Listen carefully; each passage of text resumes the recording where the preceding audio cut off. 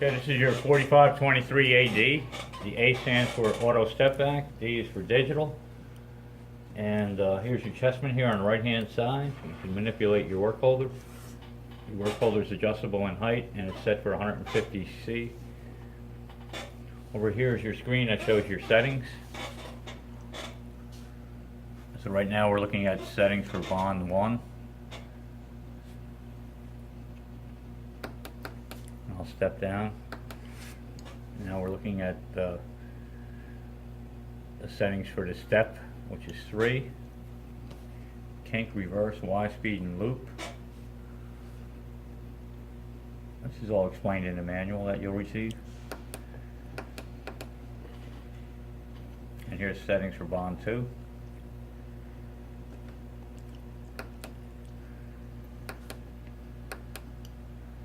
And the mode we have here now, I have it set for table tear. And what I'll do here is I'll step back to bond 1, and we'll go ahead and do a bond.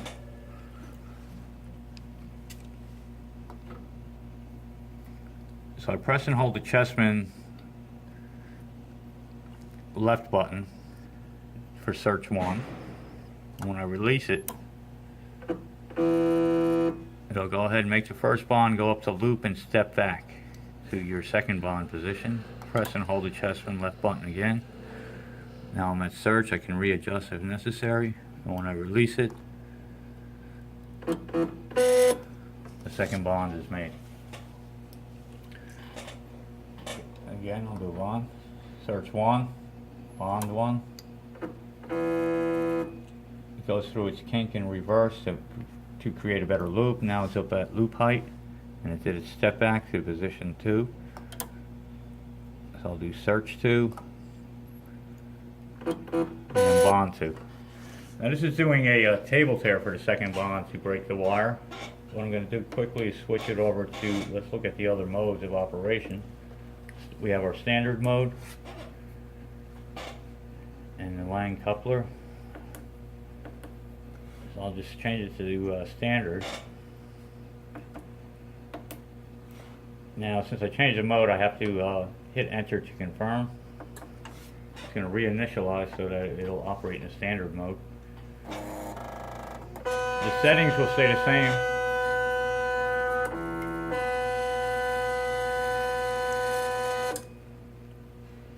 The bond settings will stay the same. The only thing that will be different is it will not do a table tear. It'll do its standard break, wire break at bond 2. So again, I'm going to go to search 1.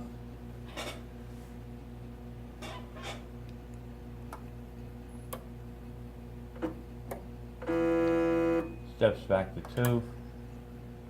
Search 2. And it breaks the wire differently. I'm just going to be showing this area here. Good.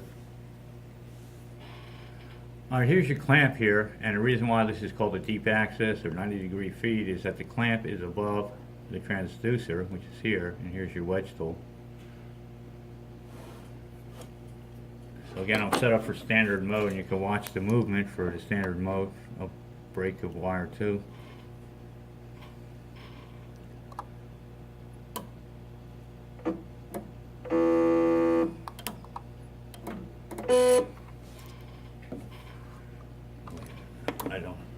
Looks like the wire didn't feed through properly.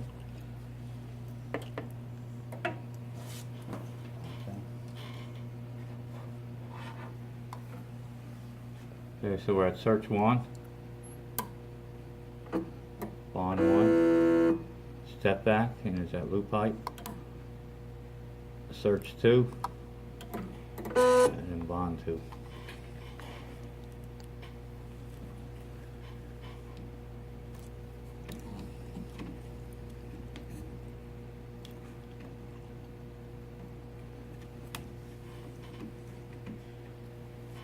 Okay, what I'm going to do is change the tail setting. I noticed the tail's not long enough on this.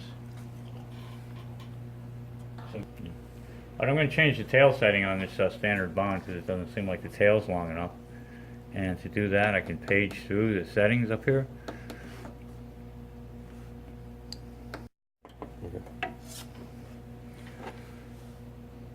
Okay, I'm going to readjust the tail setting. It was set at 2.5, so by hitting the plus for the tail, you can adjust your loop and search and step from these positions here. I can just, well, I'll just hit the plus and you'll see that the tail is increasing. So let's try that setting. I'll move back to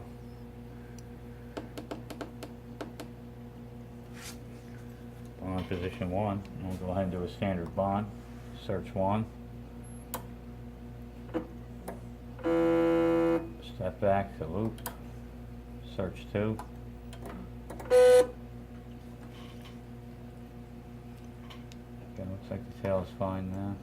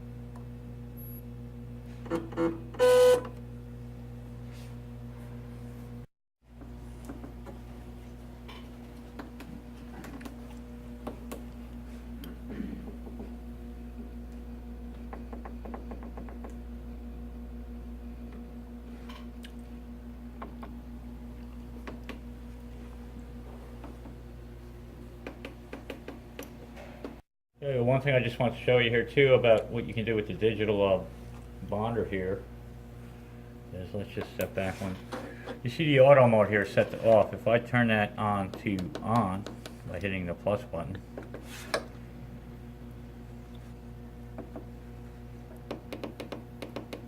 we'll go back to, let's go back to bond 1 setting. What you need to do here is you need to align your bond 1, and so I'm at search 1 here. When I release the chest pin left button, it'll make the bond,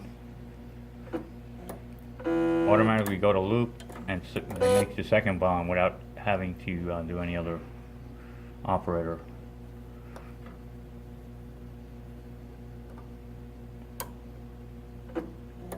Okay. You'll see that it automatically steps to bond 2 and will make the second bond. So I'm at search 1, release. So the auto mode means that it's going to automatically make your second bond for you depending on your step distance. The other thing too is if you do not want to have a step here, what you need to do is just set that to 0. Here I am at step. It's set to 2, so what I'll do is oh, here it is down here. I'll just decrease that to 0.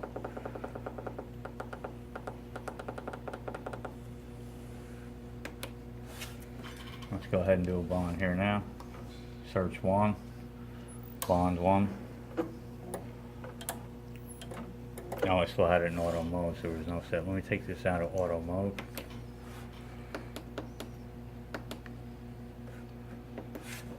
Shut that off.